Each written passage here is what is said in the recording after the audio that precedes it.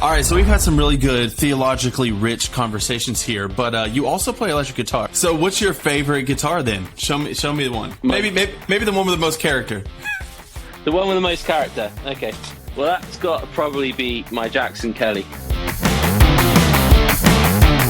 Hey, Worship, welcome back to the channel. Today I have with me Tim May from all the way. Well, tell us where you are. You're not in North Carolina. Where are you? I'm in a place called Sunderland, which is in England. England. Not North Carolina at all. No. It's raining out here. There's no sunshine. It's, winter coats all year round. But you sound like you're from North Carolina. Well, I'm from the South, so... It'd be like South Carolina. Yeah. Yeah, there you go.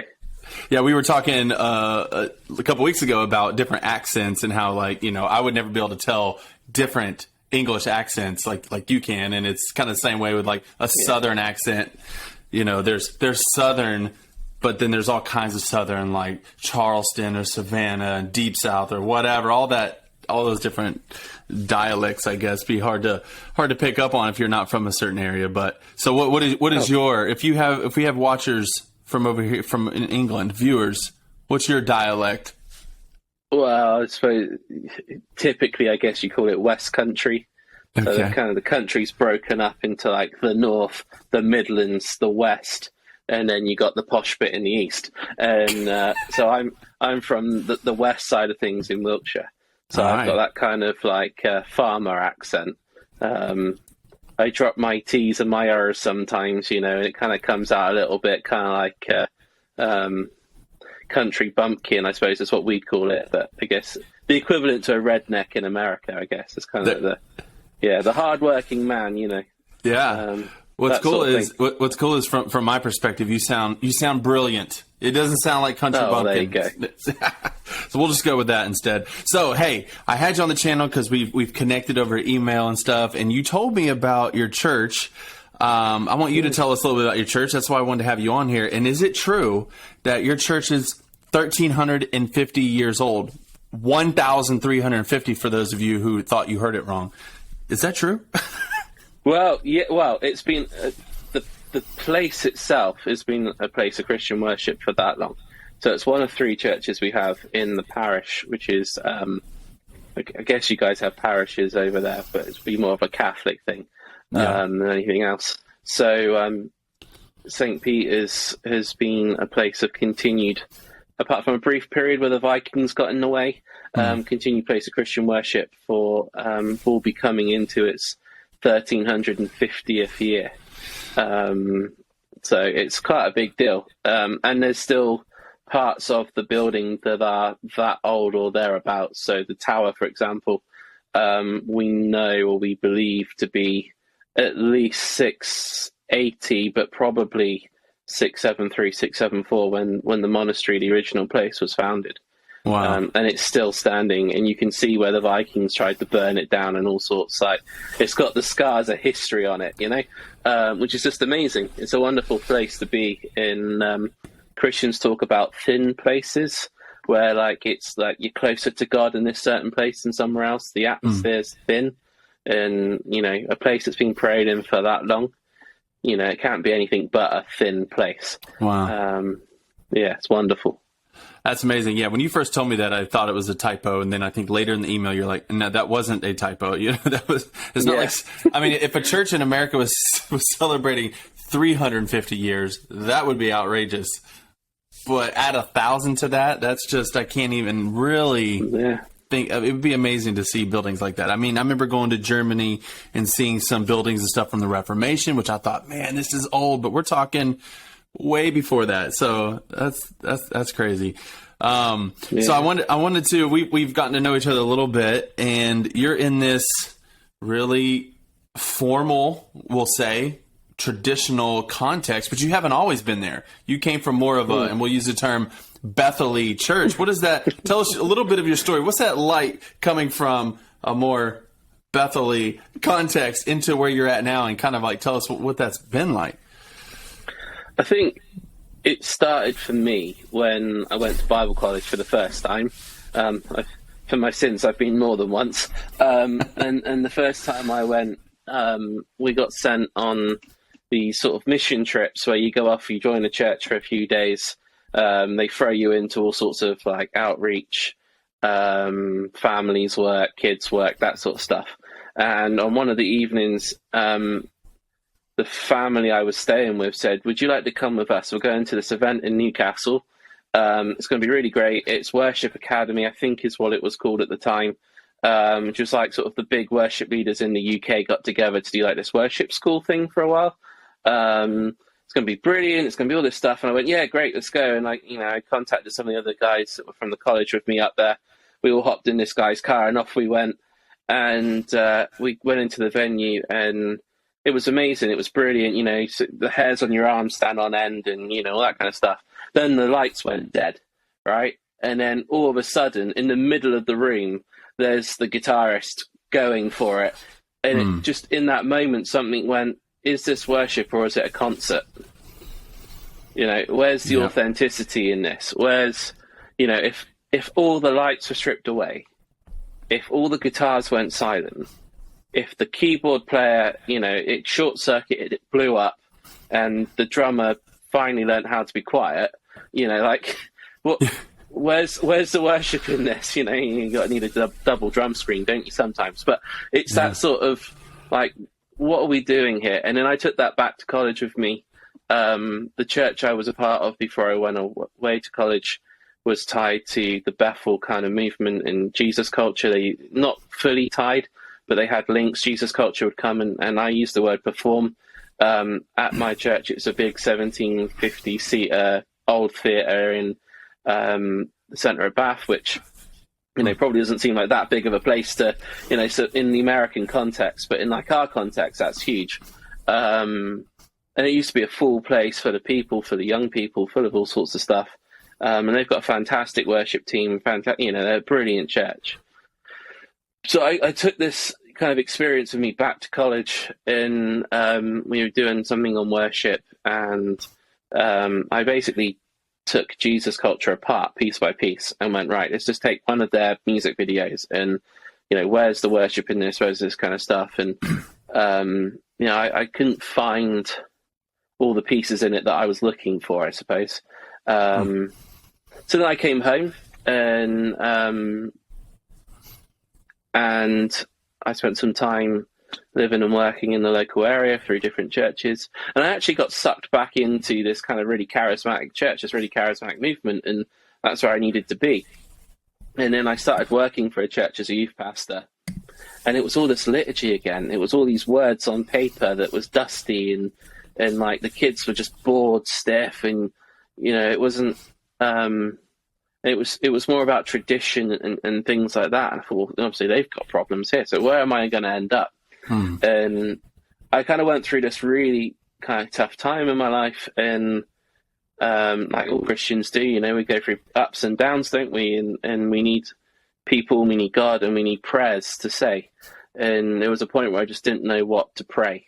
I went, it'd be really great if, like some of these other religions, we had like set prayer times, and we had like things that we just had to repeat, just prayers that were on cue that we could just. And then it hit me like a ton of like prayer books. Essentially, we have a prayer book. We have this, and it's been part of the Christian tradition for thousands of years. So I started to kind of create like a hybrid of the two in my personal prayer time. It was, jumping into the prayer book, this thing, which I keep to hand. I don't use the actual thing anymore. There's an app. Isn't that amazing? The Church of England's got an app now for pretty much everything. And modern worship music, and I cut between the two and play and sing, and then jump into the book, and it was an interesting time. I think that's where I started to gain an appreciation for more of that traditional stuff, if that makes sense. Yeah. Wow, that's really cool. Part of the reason I want to have you on here is because I had a similar experience with, I visited my in-laws when they were out in Colorado, and we went to an Anglican church, and I was just blown away by the symbolism in the service.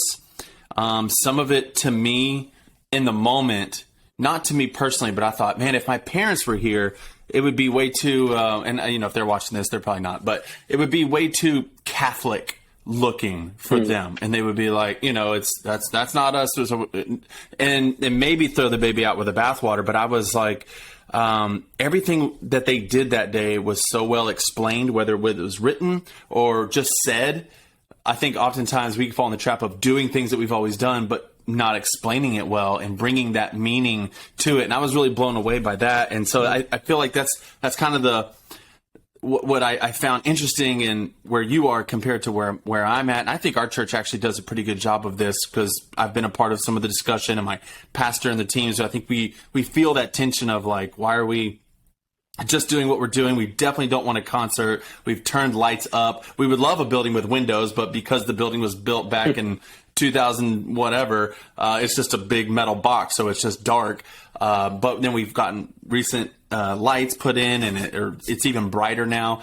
And so we love that stuff, and we also love the symbolism and some of the elements of the service that aren't even, I didn't really grow up with in a Baptist, Southern Baptist context. And so I've grown to really appreciate that. And so even more, I desire some of that, because I'm like, oh, how could we maybe explain or symbolize this better so that the meaning really, it doesn't become just something that you do, but something that it's meaningful as you do it, worshipful as you do it. So where you're at, well, what kind of church is it?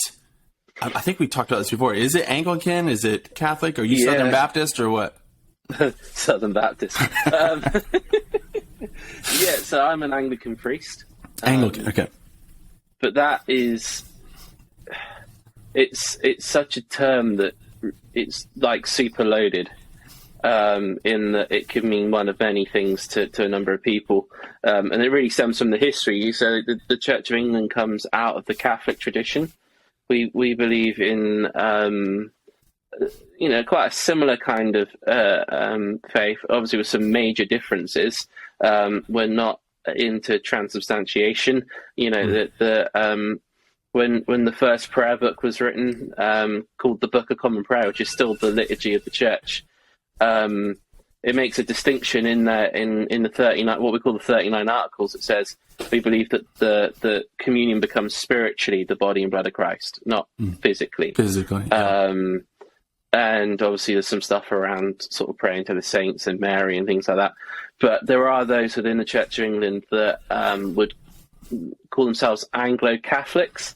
So they might dress up in a few more robes. They might call themselves Father something. They might pray the Hail Mary. There's a church in Sunderland where I'm at that I go personally for like faith. I'm a pastor, but I need to be pastored, right? So I go when I've got time in my schedule. They do communion every day. It's an Anglo-Catholic church. It's not my tradition. There are bits in it that I stay quiet in. So like the Hail Mary, I won't say, but they say it. And but I think that's a good thing, because as a Christian, I believe we should be prepared to walk into any church, provided it believes in the creeds and it's within, it's not preaching heresies, and worship Jesus. It shouldn't matter what the style is. And I think that's the key word. And it's interesting what you said about desire, because I think we should be desiring Jesus first, shouldn't we? Wow. And yet so many of us desire either the organ or the keyboard or the drums and all these different things. I love the guitar. I'm my kind of music's rock and metal. Like I saw Bullet for My Valentine play the other week, and it was the most transcendental kind of experience of my life. But It wasn't worship. It was just cool. It was good music. I got to meet one of the guys. He signed a CD for me at the local guitar shop before the thing. It was a whole thing. It was wonderful, but it's not worship.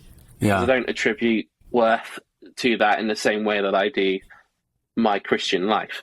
And I think that's where so many people get caught up in, is they're attributing worth, literally the meaning of worship, to make something worthy of your time, to the things that aren't that important. And then they forget Jesus in the middle. We let Jesus out of the box for an hour on a Sunday morning because we want to get back for the dinner. Well, in England you have a Sunday, have a Sunday lunch, which is like a roast dinner or whatever. Think Christmas Day, but every Sunday. And Wow. And that you rush him back. His mum's put the chicken in the oven before she's left, and it's these sorts of kind of things, isn't it? It's what we attribute our worth. What's worthy of our time, what's worthy of our praise. Yeah, there's so much good in there. Yeah, no, I was gonna say there's so many good things in there. The first thing was Bullet for My Valentine, awesome. I went. Anyways, yeah, I think you expect the priest to be into that, right? Yeah, exactly. And I'm seeing Kiss play in June, so there you go. There's my credentials of I'm not as boring, stuffy old bloke, and I got lots of books, but they're all whatever. Yeah. I think what was really good, the discussion, giving worth. I meet people through YouTube all the time, and my title's Hey Worship Leader, and a lot of times people will be respectfully like, hey, I'm an atheist or whatever, but I love your content. Or then sometimes I'll get some pushback about like, what's worship about this? Or, and sometimes even like, that's just a question. And then sometimes it's even more rude, but rarely. But I love those things because I always just respond. Especially the ones that ask question about the worship. I'm like, hey, we're actually all worshipers. You worship something. The question is, what is it? And I worship, Jesus Christ. And so I love, cool. Yeah, it's really, sorry, talking over you. I was just going to say that the local stadium here is called The Church because people worship football, soccer, really football. They worship that more than anything else in their lives. And there was a point in time where if Sunderland lost, businesses wouldn't open the next day because they knew their workers were just going to be so down that it wasn't worth opening. Wow. And it's that thing. It's what we attribute worth to. Sorry, I didn't mean to interrupt you, but no, that's great. That was exactly I wanted to get point. football in somewhere. Somehow football. Yeah, football's a big deal here too. The different kind, the other kind, but not the real one. Not the real one. The exactly the other one. They're going to get some nasty comments, aren't they? Maybe. Or some support. I'm sure there's people. You never know. Yeah, fingers crossed. So I think one of the questions I want to ask, since you've really been immersed, I would guess now from hearing your story into maybe both extremes. What would you say that I'm just using modern churches as a generic term, but modern churches, what do they miss out on when it comes to like symbolism in the gathering? What have you seen that like not necessarily theology or deep things and stuff like that, but like, man, I really wish people would see this differently or. Well, I think it's an issue I find in all churches and all denominations, and it's something that I struggle with myself, and but I've come to realize in myself is I think we're so tribal. We find the thing that we like, we find the thing that works for us, and then we stick with it, and we go, do you know what? Everything else is, not for me. It's a bit too Catholic. It's a bit too Southern Baptist. It's a bit too, whatever it might be. It's a bit too Bethany, or Hillsong is, or whatever it might be. In England, we've got the Soul Survivor Soul Survivor Watford is a big deal. There was a big camp that met for years that Mike Pilavachi would lead. It was a real movement, and it was kind of, are you in the Soul Survivor camp or, are you going to New Wine this year, which is another movement here, we all have our things, and then we're so not prepared to like see the value in the other.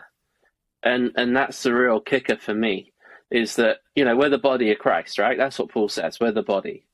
That doesn't mean we all have to be the same, but we do have to be connected. Like, my hand is connected to my forearm by my wrist. If I say I don't like wrists anymore, then, well, my hand's gone, isn't it? Like, every bit is worthy of being there. Every bit is useful. Every bit has value. And we're so quick to just kind of go, nah, don't want that one. That doesn't have value. Imagine if we said, our feet don't have value anymore. How would we walk forwards? Like, it's those sorts of, or, most guys, hair doesn't have value anymore. Well, that's a total lie. The amount of people that spend millions of pounds, the industry for hair care products and all this kind of stuff, it's just boomed, And I think we need to be like that about each other. The Catholics have value. There's a lot in that, the tradition and beauty and wonder and majesty that is amazing. The charismatics have value because there's a value in giving yourself over to God in that kind of worshipping kind of sung space, right? David was a musician, the Psalms, all these things, sing a new song unto the Lord. There's goodness about new things. And it's about working with one another. And instead of putting up barriers, it's about knocking those things down. But I will say my final straw in the charismatic world that kind of made me realize that I needed a more sacramental kind of worshipping kind of mentality was I was in church one Sunday and they did communion, right? And I put that in inverted commas because communion is meant to be, or the Eucharist or Mass, if you want to call it that, is meant to be a two-way thing between the minister or the priest and the people. You have to do it in communion with others, right? So like Jesus did with the disciples, you take bread, you break it, you lift wine, you share it, you pray over it, you bless it if you're one of us. In the Anglican Church, that's a priest's role. It's the ordering of the church, but like in the Catholic Church or in any church, it's the role of the minister, right? To take that place to, as a really amazing Anglican bishop said, is sort of the priest stands in the gap between heaven and earth, reflecting God's glory into the congregation and taking the people's concerns to God. It's this kind of two-way thing. Anyway, so and I always had this kind of understanding. I got brought up within the Church of England to some extent, even though it's what we call a low Church of England church. So it was kind of charismatic in and of itself. I had a band and we had lights and it was cool. But it was, we were in service and they did this 45-minute sermon, which is fantastic. And they did this 45-minute worship set. And they kind of went, right, if you guys want to take communion, there's a table in that corner that's got some bread and wine on it. And that was it. And it's interesting because Jesus says two things to go and do, right? Go and make disciples and then take, eat, drink this in remembrance of me. Yeah. Right? He doesn't say go and sing the next best worship song. He doesn't say go and build a mega church. He doesn't say go and build the best Catholic church you can with all the prettiest pictures or whatever. Doesn't say wear the best robes. He doesn't say any of that. He says go and make disciples and eat, drink in remembrance of me. Yeah. And the remembrance of him bit was in the corner of the room when the band was on the stage, when the spotlights were on the preacher, and I went, I think there's something wrong here. And it wasn't like a thing wrong with the church or a thing wrong with anyone or anything that they did, but it was just in my heart. I was like, Jesus should be more central than this. Yeah.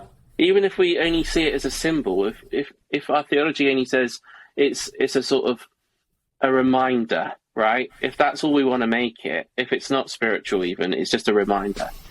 It's still a reminder of the most amazing thing that's ever happened in history, right? We've just gone through a whole if your church is anything like mine, you've just gone through the most busiest week of the year, right? A service every night, 3 or 4 a day, all sorts of stuff. It's this really kind of turbulent kind of roller coaster up until Easter Day. And we set it in the corner because the preacher needs 45 minutes.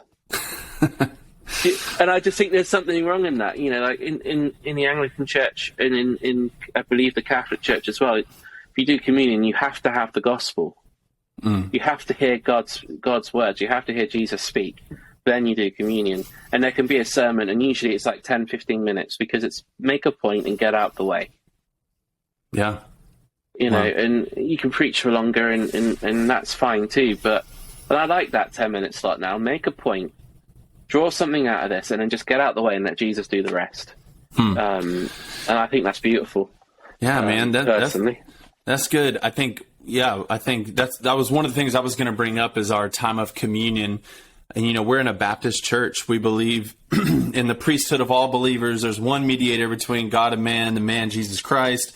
But we also have elders. Like we are congregationally ruled, elder led, so like the elders are equal among all, but they are also like responsible to guide the church. And so they do this like fencing the table instead of it being over on the side. We have, people come up and receive their elements. And I think, I've seen it all my life done different ways, different churches. And like you said, this is not like one of those big things, but it is when we're talking about the meaningfulness in our worship. So you have like, like you said, putting it over in the corner, or in churches that I grew up in, I think they would do it like once or twice a year, or maybe once a quarter. So it was just like, it was, oh, that's here again. And that's fine. It made it special.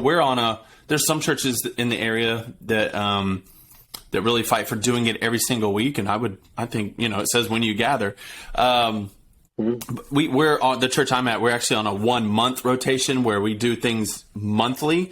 And so I feel like that for us, it's like, it's frequent enough to make it special, but it's not overly frequent to become something that we just do without thinking. So we really, do it. And then the last few years, we've actually started taking the symbolism of it and making that more pronounced. And so little things like, I don't know how it is up there in America. You got this little cup and you're trying to peel the top off and drink it in the little nugget of dust bread.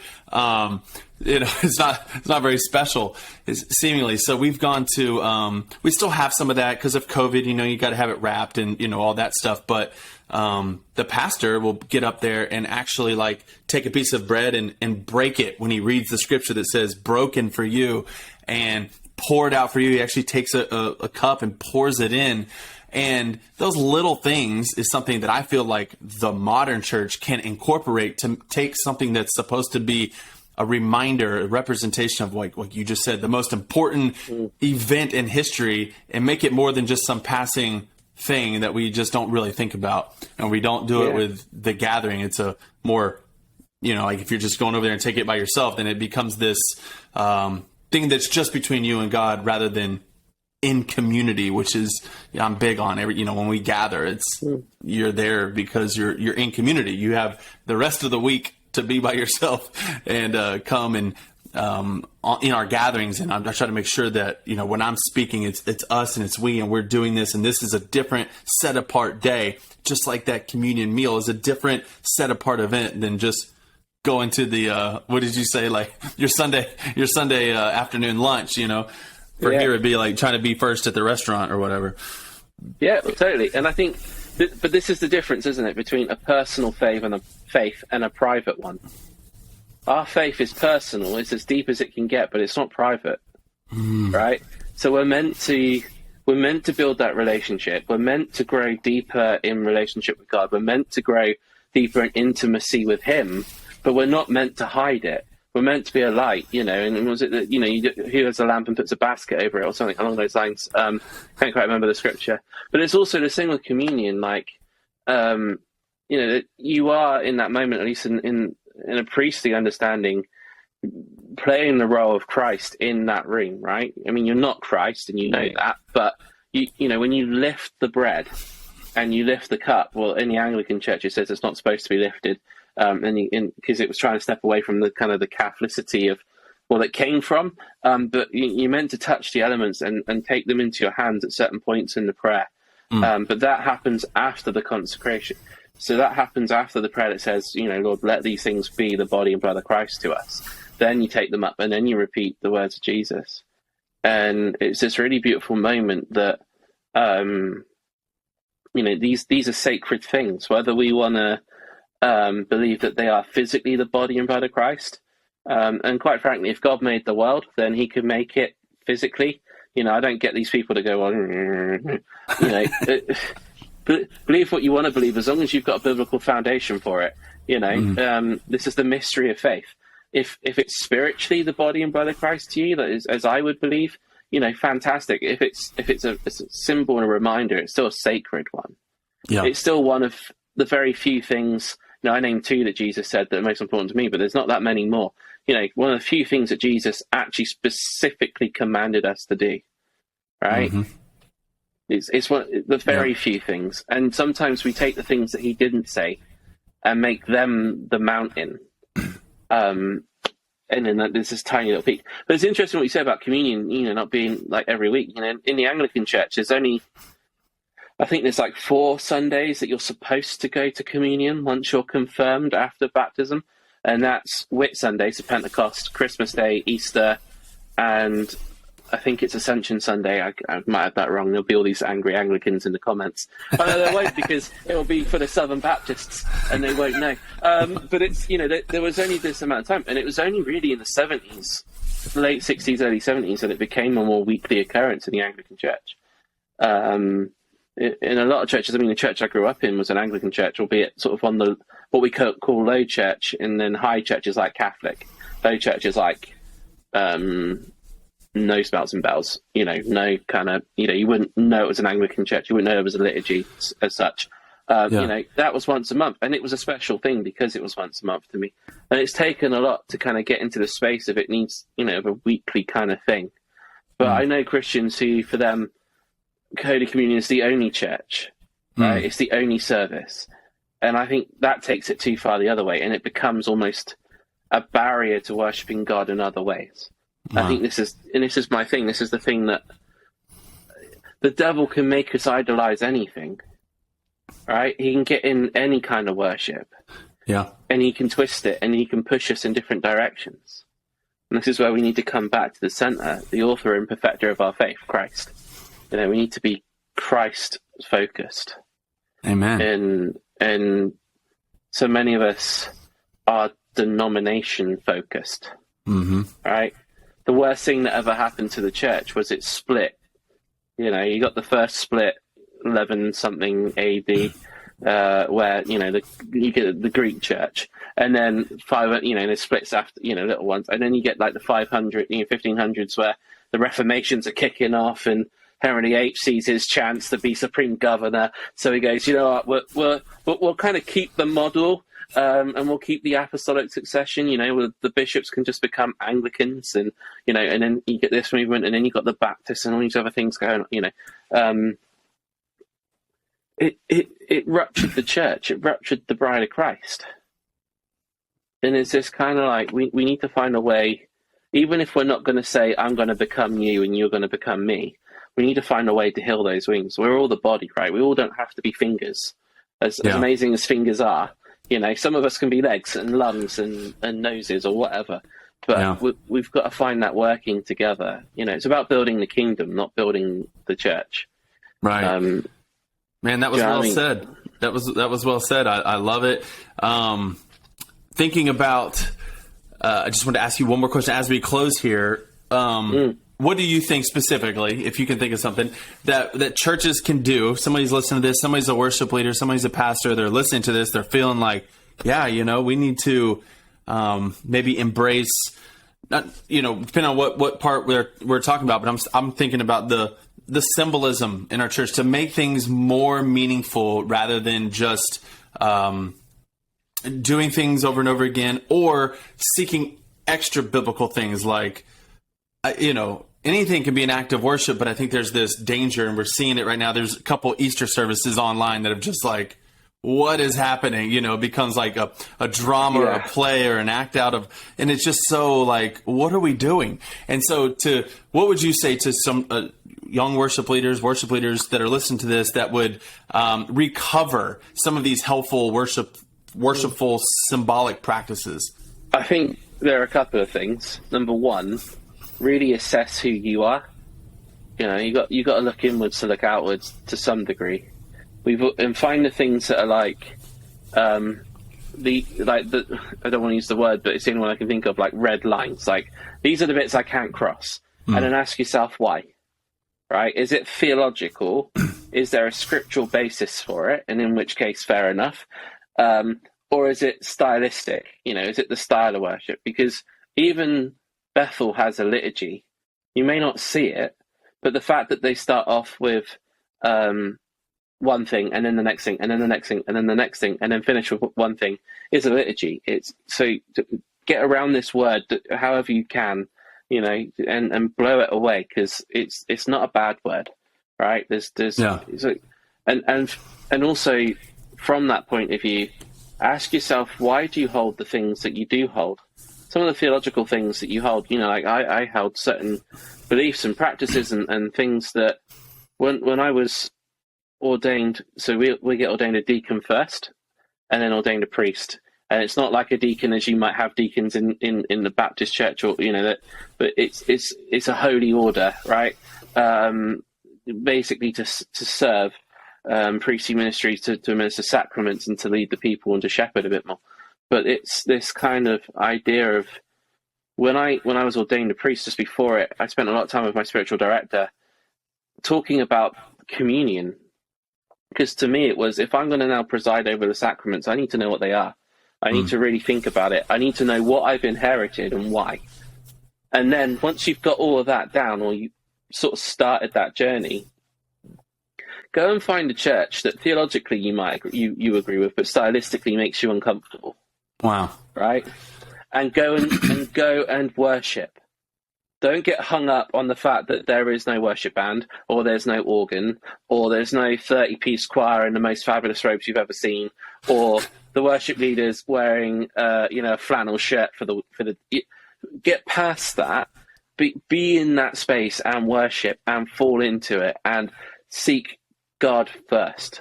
Seek ye first the kingdom of God and all the other stuff, right? Seek God first in all these things. And I think if you can do that and you can grow in that, then you'll bring elements of this in and you'll find things that become deeply meaningful to you. Like this thing, I don't, as a priest now, I have to pray the offices. It's part of the thing, priestly life, that you pray both morning and evening prayer every day. I do my best to do that. I don't always get it 100%. Life happens and then you find other ways of doing it. So I may not pray the full office. I hope my bishop isn't watching. But, I pray bits of it, right? And it's finding those things that you can then bring in. And you don't have to stick up the most fancy reredos. That's the backing behind the church, behind the altar, by the way. You don't have to get a massive statue of Mary. You don't have to build the most ornate nave that you've ever seen, which is like the middle bit of a church. But you can find things. You guys are so good at explaining everything, and I love it. Yeah. I mean, I'm really not. I'm giving you the yellow the dummies book answers. That's where I'm at. But you find these things, and then you add them in, and you gently grow. And if you're in a church like mine that you've got a set liturgy and you've got set rules, and you can't always break these things, then talk to your leaders, talk to those above you, talk to those in accountability, and say, hey, how can we incorporate something that's deeper here? How can we incorporate something that is different? How can we take communion, right, and take it from the side of the room and place it in the middle, right? Maybe it's nicking a Eucharistic prayer from another church, right? Borrow it, use it. You can buy the prayer books. There's nothing stopping you, and using that with sincerity. Or maybe it's asking the local charismatic church to come in and lead worship.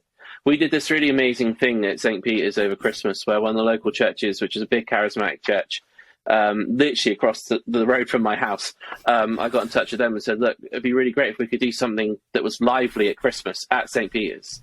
And we packed the place. It's the first time I've seen it full, right? It was amazing. And it's working together then, And the pastor came to midnight mass and he said, you know what, I really saw something in communion. He stepped out of his comfort zone to come to something that I was doing that was not his thing. And he saw something in it. And I think if we can all do that and we can all see the good in one another. And this is where I make the distinction between theology and style, because doctrinally we're all going to believe some different things. And as long as they're not heresies, then the style really shouldn't get in the way. What I mean? That's what, I go to this particular church on a Friday morning because it's different to my comfort zone, but I take a lot from it. And that's a beautiful thing in my mind. Yeah. And I've rambled for a very long time. No, this is good. I'll land the plane here. I think it's really good. For those of you who are watching, I think a practical thing to take away is what you just said. Find a church that you theologically agree with, but stylistically feel uncomfortable. That's a good point. I love that. Also, I think maybe viewers here, if you're like me in the context I'm in, I feel like there's so many times where we are critical by nature, and that can be a good thing. You know, you see error and you can spot it, but we get so ingrained that we can't enjoy anything because we're always a critic of something, and that can slip in. And even if you're trying to find truth in things, it can almost blind you from true worship, because you walk into a place and you're like, oh, I wouldn't do that. I don't like that. I don't agree theologically with that. And you've maybe rightly dissected the whole place, but did you worship that day? And I've said it before on this channel, where my father-in-law is a really good example. I've seen him in several different places where I was maybe concerned if he was going to like the place, and he's a worshiper, and wherever he goes, he's going to worship, and didn't let those things. And so that's my challenge for you guys watching this. Take the good bits from this, even discussion. Maybe we said some things that ruffled feathers. That's fine. All right. So we've had some really good theologically rich conversations here, but you also play electric guitar, right? Yeah. That's how I found you. That's how you found me. Yeah. Okay, cool. Yeah, I was Googling the HX Stomp, and your videos came up, and so it was, must have been a God thing. Nice. So you do have an HX Stomp. Do you still have it? Yeah. No, I still got it. Yeah. Nice. You haven't convinced me to get rid of it. I'm now looking at power supplies to power the damn thing. But, okay. Yeah. Right. So what's your favorite guitar then? Show me the one. Maybe the one with the most character. The one with the most character. Okay. Well, that's got to probably be my Jackson Kelly, because it has a sticker that says this taco about Jesus, which I think is probably the best thing I've ever heard. And Jesus saves in the middle. I kind of, that kind of religious imagery that you were talking about. Yeah. And like bringing it into church. Well, this is how you do it. There we go.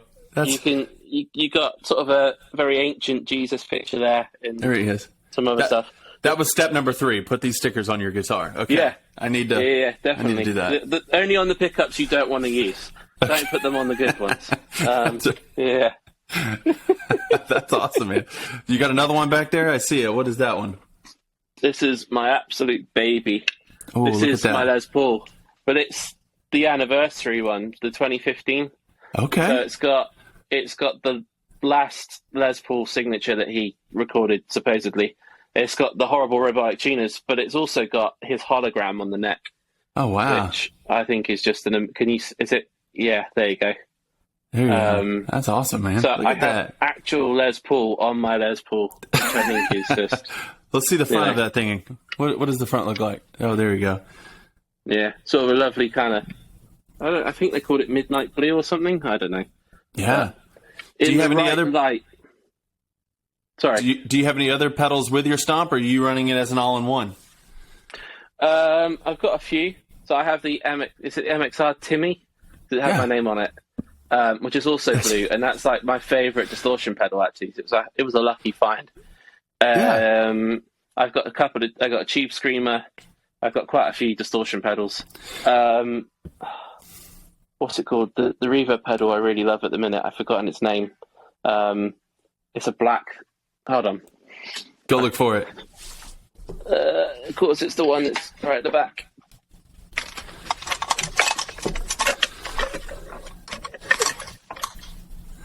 Thank God for editing, eh? It's the Ocean's 11 reverb. Which is yes, I've heard of that. Amazing. Oh, yeah. It's really good. And I've got a Marshall valve amp that I run everything through. So it's that sounds huge through that. It's only the Marshall Origin amp, but it makes a big difference. But no, the Stomp was just supposed to be sort of like a fun thing that had lots of different effects on it. But it's actually amazing. And of course, I downloaded all your presets. Nice. So go and buy them, because they're brilliant.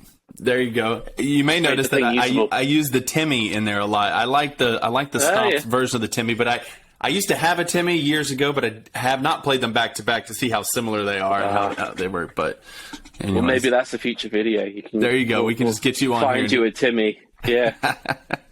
What we need to do is find me a way to come visit your church in person, and I'll play your Timmy. That's what we'll do. Let's start a GoFundMe and get you over here. Yeah, since that went over so well last time. I don't know if you were watching, but I tried to give away. I did a 12 Days of Christmas giveaway, and the last prize was a guitar. It was a guitar that that someone sent me, a company sent me. It was like you can just use this regular guitar, but it also had like modeling in it. You can use headphones on it. It was a cool thing. And the guy who won was from the Philippines.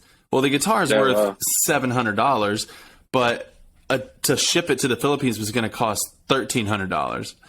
And I was like, oh man. So I was like, well, maybe we can raise money. Maybe there'd be enough people to raise money. But then I looked, I was like, I could get an airline ticket to the Philippines for $1,300. And I was like, either I'll ship it for $1,300 or actually like take it myself so it doesn't get lost and beat up or something. So I did like a GoFundMe page for that. And people donated enough to send him the money where he bought the guitar there. That was the best option. But I had just a couple people comment like, oh, you want me to give towards a vacation for you to go to the Philippines? And I was like, it's a YouTube channel. If you want to see a video of like the guy who won, then you can donate towards that. It made me feel guilty. And I was like, well, I'm not going to feel guilty. But anyways, I would still love to come to England and see a 1,350-year-old church.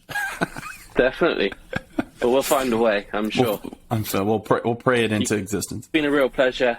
Thank you for, I asked you to come and help us with a project. I never thought that you'd ask little old me to kind of share some thoughts, but I appreciate the opportunity. Thank you. Well, very honored to have you on here, and there's been a lot of helpful conversation, so appreciate it. Guys, like the video, subscribe for more, and we'll see you in the next video.